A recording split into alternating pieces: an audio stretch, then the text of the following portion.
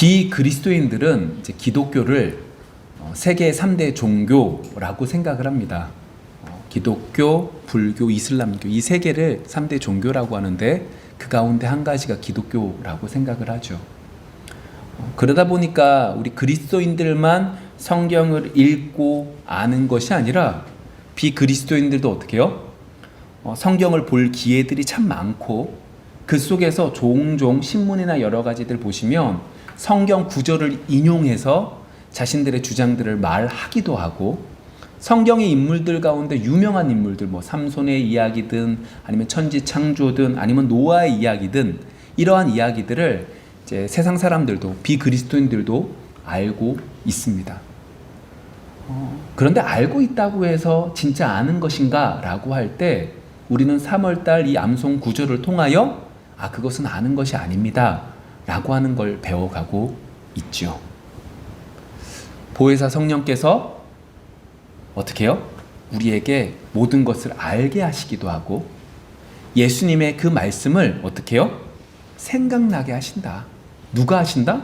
성령께서 하신다 라고 하는 것이 우리가 3월달 암송 구절이고 그 말씀에 비추어 보면 비그리스도인들이 성경 구절을 인용한다 한들 그것은 진정으로 성경의 의미를 제대로 깨닫는 것이다, 깨닫지 못하는 것이다, 깨닫지 못하는 것이다 라고 하는 걸 볼 수 있죠. 그렇다면 비그리스도인들만 그러냐? 그렇지 않습니다.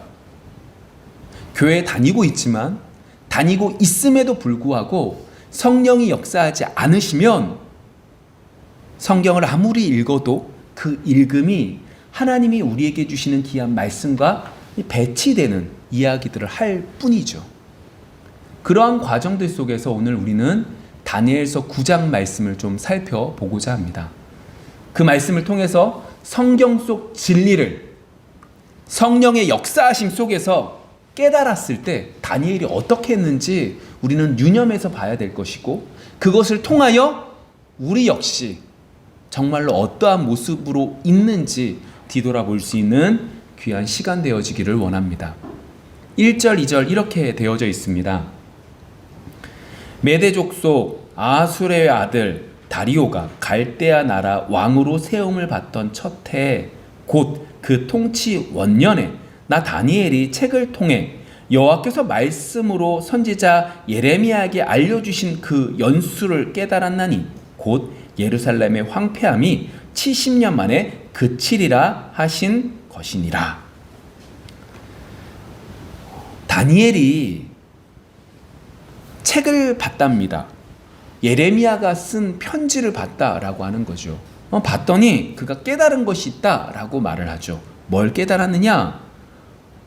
70년이란 시간 속에서 어떻게 해요? 그 모든 황폐함이 그치게 될 것이다 라고 하는 걸 깨닫게 되었다 라고 이야기하고 있죠. 예루살렘의 황폐함이다 라고 하는 의미는 다른 의미가 아니라 이 예루살렘의 성이 그리고 성전이 완전히 무너졌다는 거죠. 나라가 완전히 망했다는 것이, 그리고 그것이 70년이 되면 어떻게 해요? 재건되어진다, 돌아오게 된다 라고 하는 이야기죠. 그러니까 다니엘은 지금 어떤 상황이냐? 포로로 잡혀가 그곳 속에서 높은 신하가 되어져 있는 상황이고 그 신하로서의 삶을 살다가 성경으로 기록되어져 있는, 더 정확하게 말하면 예레미야가 편지를 쓴 그 글들을 보고 있다, 보면서 깨달았다 라고 하는 이야기죠. 그런데 그렇게 재건되어지는 그 역사가 누구를 통해서 이루어지느냐? 유대인들을 통해서 이루어지는 것이 아니라 이방 왕들이 명령함에 그 명령을 따라서 이 모든 일들이 이루어진다 라고 하는 것도 볼 수 있게 되었죠. 그것이 이제 이사야서 44장의 말씀인데 이렇게 되어져 있습니다. 고레스에 대하여는 이르기를 내 목자라 그가 나의 모든 기쁨을 성취하리라 하며 예루살렘에 대하여는 이르기를 중건되리라 하며 성전에 대하여는 내 기초가 놓여지리라 하는 자니라. 이 고레스라고 하는 사람이 있는데 이 사람이 이방 왕인데 이 사람을 통하여 성전도 기초가 놓여지게 될 것이고, 그리고 성도 여러 가지들이 중건되어지게 될 것이다.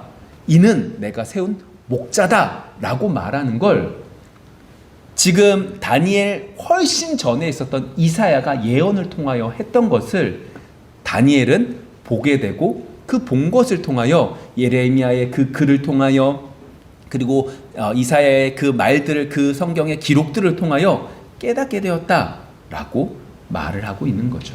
누구를 통해서요? 이방 왕을 통해서요. 자, 이걸 지금 다니엘은 깨닫고 있는 겁니다. 이 깨달음, 어떤 면에서 생각해 보시면 상상할 수 없는 일이거든요. 지금 나는 포로로 잡혀와서 여러 가지 일들을 통하여 높은 위치까지 올라갔고, 이 나라, 그냥 조그만 나라가 아니라 제국이라고 할 정도로 광대한 나라, 이 주변에 어떤 나라도 이 나라를 쳐서 무너뜨릴 수 없을 것 같은 이 엄청난 나라, 이 나라에서 어떻게 이것이 가능할 것인가? 정말로 불가능한 일들이죠. 그런데 오늘 다니엘은 예레미야의 그 글들을 보면서 깨달은 거예요. 아, 정말로 하나님이 말씀하신 대로 이렇게 될 것이다 라고 했던 거죠. 자, 그렇다면 뭐라고 썼는지 한번 볼게요. 예레미야서 29장에 보시면 이렇게 쓰여져 있습니다. 여호와께서 이와 같이 말씀하시니라. 바벨론에서 70년이 차면 내가 너희를 돌보고 나의 선한 말을 너희에게 성취하여 너희를 이곳으로 돌아오게 하리라. 여호와의 말씀이니라. 너희를 향한 나의 생각을 내가 아나니 평안이요 재앙이 아니니라. 너희에게 미래와 희망을 주는 것이니라. 너희가 내게 부르짖으며 내게 와서 기도하면 내가 너희들의 기도를 들을 것이요 너희가 온 마음으로 나를 구하면 나를 찾을 것이요 나를 만나리라. 이것은 여호와의 말씀이니라. 나는 너희들을 만날 것이며 너희를 포로된 중에서 다시 돌아오게 하되 내가 쫓아 보내었던 나라들과 모든 곳에서 모아 사로잡혀 떠났던 그곳으로 돌아오게 하리라. 이것이 여호와의 말씀이니라. 뭐라고 말씀하셨냐? 예레미야가 지금 포로로 먼저 잡혀갔거든요. 그러니까 완전히 멸망되기 전에 이미 몇 번 이렇게 계속해서 잡혀가요. 그 잡혀가는 사람들에게 예레미야가 먼저 편지를 쓴 거예요. 뭐라고 말씀하시냐? 70년이라고 하는 시간이 지나면 너희들 돌아오게 될 거야. 70년 안에 돌아올 거니까 너희들 뭐 해라? 기도해 라고 말씀을 하고 계십니다. 그러니까 이 글을 보고 다니엘이 어떻게 해요? 깨달은 거예요. 와, 돌아오게 해주신대요. 70년 만에. 여러분, 여기서 이제 중요한 성령의 가르치심이 필요합니다. 여러분, 이 말들이 성경에 딱 기록되어져 있습니다. 그럼 여러분 어떻게 하시겠습니까? 여러분들이 만일 성경 속에서 이 진리를 딱 본 거예요. 그럼 여러분들이 가장 먼저 해야 될 게 뭐예요? 70년 계산해야죠. 왜요? 아, 이때 이게 지금 언제지? 이때는 완전히 멸망하기 전에 그러면 이렇게 계산을 해보면 몇 년 안 남았네? 이 계산을 해야 되는 게 우리의 머릿속에서 생각나여지는 가장 지혜로운 생각이죠. 그 다음에 어디까지 가야 되죠? 이제 돌아갈 날이 얼마 안 남았으니까 어떻게 해요? 무엇을 좀 준비해야 되겠다. 아, 돈을 지금 땅 사는 거 그만 사고 땅을 돈으로 좀 바꿔놔야 되겠다. 아, 돈보다는 금이 좀 낫겠네. 아, 가는 그 과정들을 좀, 길들을 좀 연구해 놔야 되겠네. 여러 가지들을 생각하는 것이 우리가 성경을 보아 아는 지식이라고 생각을 합니다. 이것들을 얼마나 잘 준비했느냐가 정말로 지혜로운 사람이라고 우리는 생각을 하죠. 그런데 오늘 다니엘이 한 것을 잘 보십시오. 다니엘이 70년 만에 돌아온다 라고 하는 얘기를 듣고 뭘 할까요? 이제 조금 이따 3절부터 살펴보겠지만 기도합니다. 회개, 기도를 합니다. 이것이 성경을 통하여 우리가 원하는 생각들을 구하는 그 지식이 아닌 성경을 통하여 성령이 알려주시고 성령이 생각나게 하시고 성령이 가르쳐주신 내용이라는 것이죠. 지금 다니엘은 가장 먼저 뭐가 생각났을까요? 성령께서 깨닫게 해주신 깨달음이 뭘까요? 좀 볼게요. 다른 역대하 36장 14절부터 말씀입니다. 지금 다니엘은 이 생각이 든 겁니다. 와, 이제 몇 년 안 남았네? 와, 이제 우리가 자유네? 이게 아니라 왜 우리가 이곳까지 왔지? 역대하 36장 14절입니다. 모든 제사장들의 우두머리들과 백성도 크게 범죄하여 이방 모든 가증한 일을 따라서 여호와께서 예루살렘에 거룩하게 두신 그의 전을 더럽게 하였으며 그의 조상들의 하나님 여호와께서 그의 백성과 그 거하시는 곳을 아끼사 부지런히 그의 사신들을 그 백성에게 보내어 이르셨으나 그의 백성이 하나님의 사신들을 비웃고 그의 말씀을 멸시하며 그의 선지자를 욕하여 여호와의 진노를 그의 백성에게 미치게 하여 회복할 수 없게 하였으므로 하나님이 그 갈대아 왕의 손에 그들을 다 넘기심에 그가 와서 그들의 성전에서 칼로 청년들을 죽이며 청년 남녀와 소년 노인과 병악한 사람을 긍휼히 여기지 아니하였으며 또 하나님의 전의 대속 그릇들과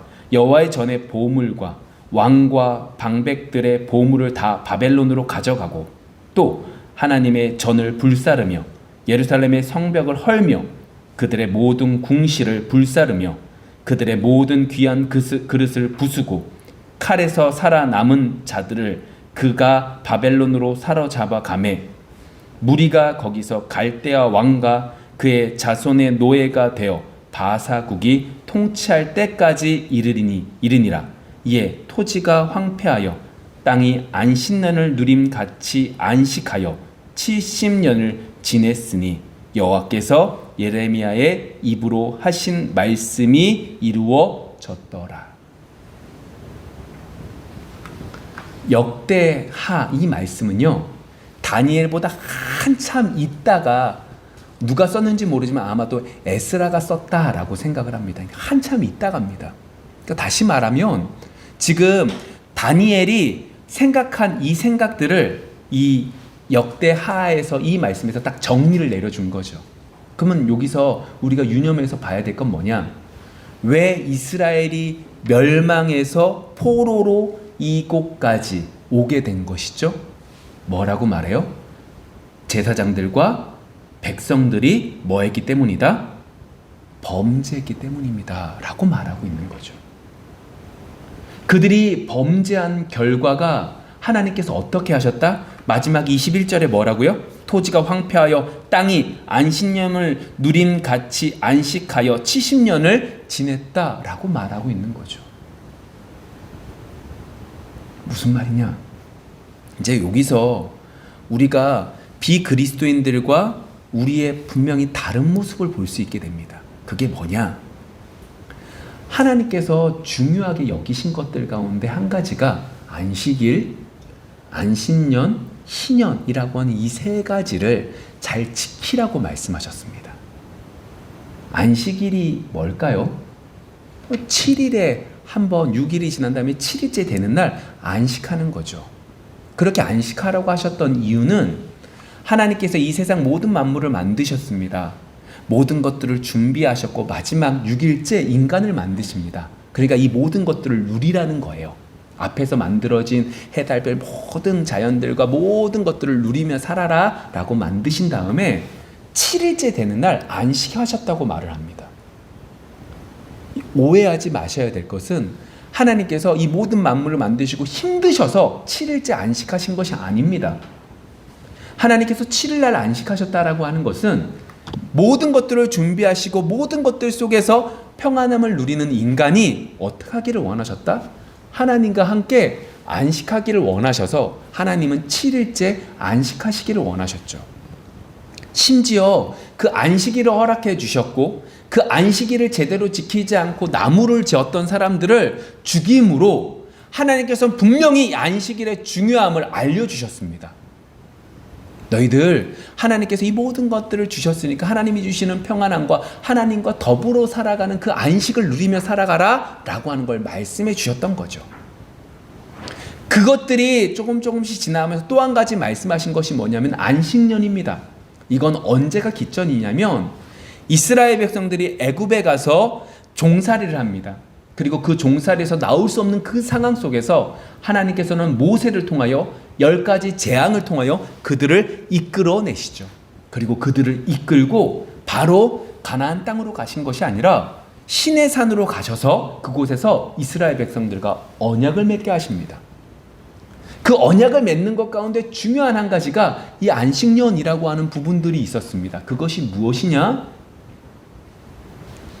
너희들 7년에 한 번씩 뭐라고요? 토지 소산에 농사를 지은 것들을 쉬어. 7년에 한 번씩 그것들을 쉬면서 그것들 속에서 평안함을 누리게 해. 그 7년에 한 번씩 쉼을 통하여 그곳에서 나오는 그 소산들을 먹으면서 들짐승, 가축, 남종, 여종, 거류민, 품꾼 여러 사람들이 나누면서 살아갈 수 있게 해 라고 하는 것을 안식년을 허락해 주셨죠. 그것이 7번 될 때 희년이라고 하는 것을 통하여 심지어 노예도 땅들도 다시금 돌려보내라 라고 하는 것들도 하나님께서 이스라엘 백성들에게 언약을 맺으면서 안식에 대한 중요함을 말씀해 주셨습니다. 여러분 보세요. 세상 사람들, 비그리스도인들의 입장에서는 이건 말이 안 되는 얘기입니다. 어떻게 하든 간에 이 땅을 잘 계속해서 파서 그곳 속에서 나오는 양식들로 많이 얻어서 부자가 되기를 위해서 살아가는 것이 비그리스도인들의 모습인데 하나님은 그렇게 말씀하지 않으십니다. 하나님의 말씀은 그것이 아니라 어떻게 해요? 말도 안 되게 7일에 한 번씩 무조건 쉬라고 말씀하셨고 심지어 땅을 쉬게 하라고 말씀하셨고 더 나아가서 노예도 놓아주라고 말할 정도로 그 모든 것들을 하라고 말씀하시죠. 왜요? 하나님에게 있어서 중요한 것은 하나님과의 안식을 누리기를 원하셨다라고 하는 겁니다. 여러분 무슨 얘기하다가 여기까지 왔죠? 다니엘이 깨달았다는 거예요. 성경을 통해서 70년 만에 돌아가네? 인간의 머리는 70년 만에 돌아가네? 그러면 어디서부터 어디까지 70년이지? 계산했더니 이제 얼마 안 남았네? 그럼 내가 무엇을 준비해야지? 이것을 준비를 잘한 사람이 정말로 똑똑한 사람인데 그것이 아니라 성령이 다니엘에게 역사하심에 그는 어떻게 해요? 깨달은 거예요. 왜 우리가 이것까지 왔지? 우리가 범죄했네? 어쩐 범죄를 했지? 우리는 열심히 하나님을 섬긴다고 열심히 섬겼는데 어떤 범죄를 했지? 봤더니 우리가 하나님께서 우리에게 원하셨던 걸 한 것이 아니라 우리가 원하는 것들로만 가득 채웠네? 하나님은 분명히 7년에 한 번씩 안식년을 가지라고 하셨고 희년을 가지라고 하셨는데 희년도 안식년도 제대로 지키지 않았네? 다윗 때도 지키지 않았습니다. 솔로몬 성전이 만들어진 이후에도 지키지 않았습니다. 한 번도 안식년을 지키지 않았습니다. 우리가 죄인이네? 다니엘은 지금 그 부분들을 철저하게 깨닫게 된 거죠. 앞으로 어떻게 살아야지를 본 것이 아니라 내가 하나님 앞에 크나큰 죄인이네? 라고 하는 걸 그는 깨닫게 된 거죠. 하나님이 이만큼 이 안식년을 중요하게 여기셨는데 우리 백성들이 그걸 제대로 하지 못했네. 성령께서 그에게 가르쳐 주시고 그에게 알게 하시고 그에게 깨닫게 하시니까 그가 어떻게 해요? 3절부터의 말씀을 보시면 기도하기 시작을 합니다. 어떻게 기도해요? 금식 기도를 합니다. 금식이라고 하는 것은 단식 투쟁을 말하는 것이 아닙니다. 하나님, 제가 죽든지 제가 저를 죽이시려면 죽이세요. 이게 아닙니다. 어떠한 의미죠? 자신의 모든 것들을 포기한다는 겁니다. 내가 주님 앞에 주님 아니면 살 방법이 없으니까 주님 저를 붙잡아 주세요. 모든 것들을 포기하겠습니다. 내 곡기를 끊겠습니다의 의미 속에서 정말로 간절히 그는 기도하기 시작합니다. 뭘 깨달았기 때문에 그래요? 70년이라는 시간이요. 그래서 4절 이렇게 말을 시작하죠. 내 하나님 여호와께 기도하며 자복하여 이르기를 크시고 두려워할 주 하나님 주를 사랑하고 주의 계명을 지키는 자를 위하여 언약을 지키시고 그에게 인자를 베푸시는 이시여 우리는 이미 범죄하여 패역하며 행악하며 반역하여 주의 법도와 규례를 떠나싸우며 우리가 또 주의 종 선지자들이 주의 이름으로 우리의 왕들과 우리의 고관과 조상들과 온 국민에게 말씀한 것을 듣지 아니하였나이다. 다니엘이 이제 기도하기 시작하는 거예요. 희망으로 나간 게 아니에요. 그가 깨달았다고 해서. 뭘 깨달은 거예요? 우리의 본질을 본 거예요. 우리의 본질이 뭐예요? 죄인이요. 죄인이면 어떻게 돼요? 죽어요. 돌아온다고 해도 돌아올 수 없는 존재예요. 죄인이면 죽어요. 그래서 가장 먼저 뭐라고 시작해요? 죄를 자복하기 시작합니다. 그런데 죄를 자복하기 전에 하나님을 이렇게 부르고 있습니다. 뭐라고 불러요? 크시고 두려워할 주 하나님. 지금 다니엘은 철저히 느낀 거예요. 뭘 느꼈을까요? 우리 이스라엘 백성들이 하나님을 두려워한 것이 아니라 뭘 두려워한 거예요? 세상의 강대국을 두려워한 거예요. 하나님이 크신 게 아니라 세상의 강대국 앞에 강대국보다 한참 아래가 하나님이라고 인식한 거죠. 그래서 하나님을 두려워하지 않았던 거예요. 그 결과가 지금 이렇게 그 강대한 나라 밑에 노예 생활을 하고 있는 거죠. 그 나라로 철저히 무너져 내린 우리의 모습을 철저하게 본 거예요. 그래서 지금 그는 이렇게 고백하는 거죠. 크시고 두려워할 주 하나님. 두렵습니다, 하나님. 정말로 두렵습니다. 여러분, 그 고백이 지금 이 사람의 고백이에요. 그러면서 이 다니엘이 죄를 자복하며 나아가고 있는데 4절에서 그렇게 고백하면서 뭐라고 얘기하면 이렇게 말을 합니다. 주를 사랑하고 주의 계명을 지키는 자를 위하여 언약을 지키시고 그에게 인자를 베푸시는 이유 하면서 쭉 얘기하는데 이 이야기는 뭐냐? 여기서 이제 중요한 게 이겁니다. 회개라고 하는 부분이 어떻게 다가오십니까? 여러분, 회개가 뭐예요? 우리의 죄를 하나님 앞에 자백하고 돌리는 것, 그것이 회개죠. 근데 이 회개라고 하는 걸 우리가 오해하지 말아야 될 것은 회개라고 해서 우리의 마음을 정말로 간절히 해서 눈물을 막 흘리고 감정적인 것의 회개가 아니라 회개의 바른 의미는 하나님과의 언약이 어긋난 것을 어떻게 해요? 깨닫고 내가 하나님의 언약을 어겼다라고 하는 것을 알아 하나님의 언약을 다시금 회복하는 것이 회개입니다. 이해되십니까? 감정적으로 내가 이것을 잘못해서 하나님 용서해 주세요, 하나님 용서해, 이게 아니라 이 죄로 인하여 하나님과의 언약이 어긋나졌고 이 어긋난 것을 하나님 앞에 자백하면서 하나님께 고백하면서 그것들을 어떻게 해요? 그 관계를 다시금 회복하는 것이 회개인 거죠. 그래서 지금 다니엘의 기도가 크고 두려운 그 하나님 앞에 뭐라고 그래요? 하나님과의 언약이 어떻게 해요? 깨졌다고 얘기하는 거예요. 하나님께서 분명히 이렇게 말씀하셨거든요. 너희들은 내 계명을 지키면 어떻게 해요? 내가 너희를 복줄 거고 내 계명을 지키지 않으면 너희들은 저기 노예 생활을 하게 될 거야. 근데 우리의 모습이 지금 어때요? 하나님과의 언약을 하나님 앞에 온전히 하나님만을 섬기지 않고 세상에 있는 그 나라가 더 강하다고 오해하며 그 나라를 두려워하며 살다가 결국 그 나라의 밑에 들어가 있는 이 상황, 하나님과의 언약을 지키지 않은 것을 두려워하면서 그것들을 자복하며 나아가고 있는 거죠. 그래서 그는 철저히 알아요. 뭘 아는지 아십니까? 7절.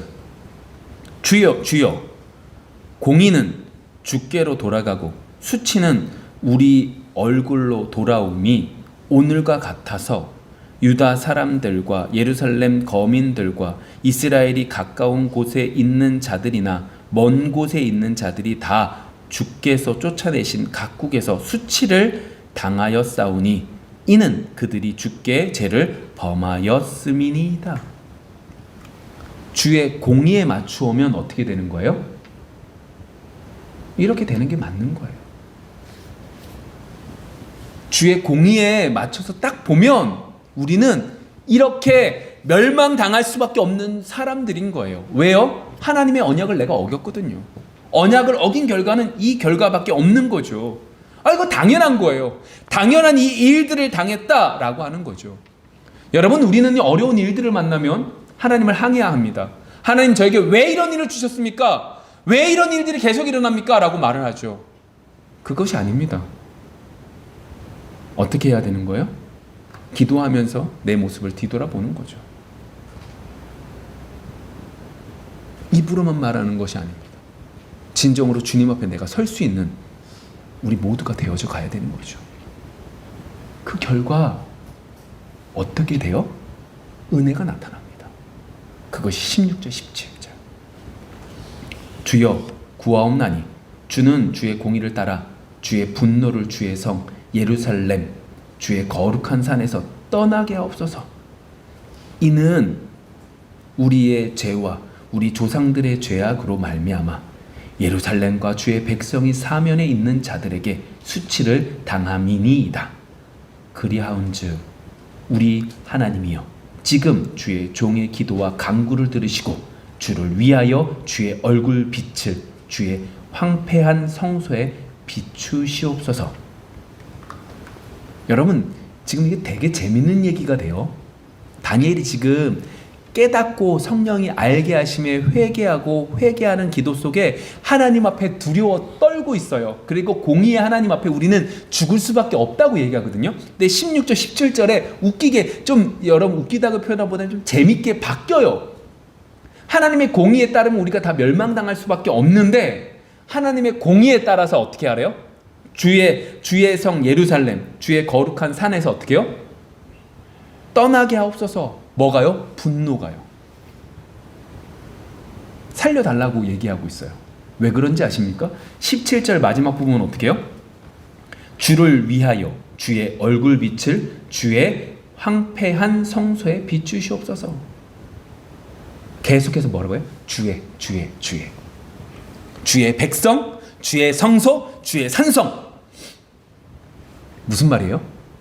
하나님, 우리는 죽을 수밖에 없어요. 그런데 저희요 주의 백성이잖아요. 주의 예루살렘이잖아요. 주의 성소잖아요. 그러니까 주의 분노를 좀 누구르켜 주세요. 주의 분노를 좀 다르게 해 주세요 라고 말하고 있는 거죠. 그래서 18절 19절에 더욱더 이렇게 얘기합니다. 나의 하나님이여 귀를 기울여 들으시며 눈을 떠서 우리의 황폐한 상황과 주의 이름으로 일컫는 성을 보옵소서. 우리가 주 앞에 간구하는 것은 우리의 공의를 의지하여 하는 것이 아니요 주의 큰 긍휼을 의지하여 함이니이다. 주여 들으소서. 주여 용서하소서. 주여 귀를 기울이시고 행하소서. 지체하지 마옵소서. 나의 하나님이여 주 자신을 위하여 하시옵소서. 이는 주의 성과 주의 백성이 주의 이름으로 일컫는 바 됨이니이다. 뭐라고요? 주를 위하여 우리를 용서하시고 돌아보옵소서 라고 이야기하고 있는 거죠. 다니엘은 이렇게 기도해요. 여러분, 참 엄청나지 않아요? 단순하게 우리가 성경을 읽고 이거구나, 이건 이렇게 하면 되겠지? 우리의 머리로 생각하는 수준은 요만큼이라면 성령께서 가르쳐 주시고 깨닫게 해주시고 알게 하신 것은 그 일들을 통하여, 그 깨달음을 통하여 어떻게 해요? 내 모습을 보게 하고 내 모습 속에서 정말로 크신 하나님이 어떤 분이신지 알게 하고, 더 나아가 어떻게 해요? 내가 하나님의 백성인 것을 깨달아 하나님의 은혜와 긍휼이 무엇인지 알게 해주시는 축복이 다니엘을 통하여 주어지게 된다는 것을 우리는 볼 수 있게 되죠. 여러분, 이번 한 주가 그러한 은혜가 넘치기를 원합니다. 여러분, 열심히 성경을 읽으시잖아요. 그냥 읽는 게 아니라 성령께서 알게 하시고 깨닫게 하시고 생각나게 하시면 우리는 요만큼에서 끝나는 것이 아니라 이만큼 더 큰 하나님의 축복을 누릴 수 있다라고 하는 거죠. 그것이 우리 앞에 주어져 있고 그것을 우리는 기대하게 되는 거죠. 더더구나 요즘에 무슨 날이냐면 사순절 기간입니다. 예수님께서 우리를 위해 십자가에 못 박혀 돌아가시기 위해 그 앞에 있는 기간들이죠. 그럼 이번 한 주 동안 우리는 주님께서 우리를 너무나 많이 사랑하신다는 것을, 죽음 앞에서 그 길들을 여일하게 밟아가고 계시다라고 하는 것을 우리는 볼 수 있어야 되고, 그 속에서 하나님의 크신 사랑을 누릴 수 있게 될 줄 믿습니다. 그 은혜가, 그 축복이 넘칠 수 있는 이번 한 주가 되어지기를 소망합니다. 기도하겠습니다.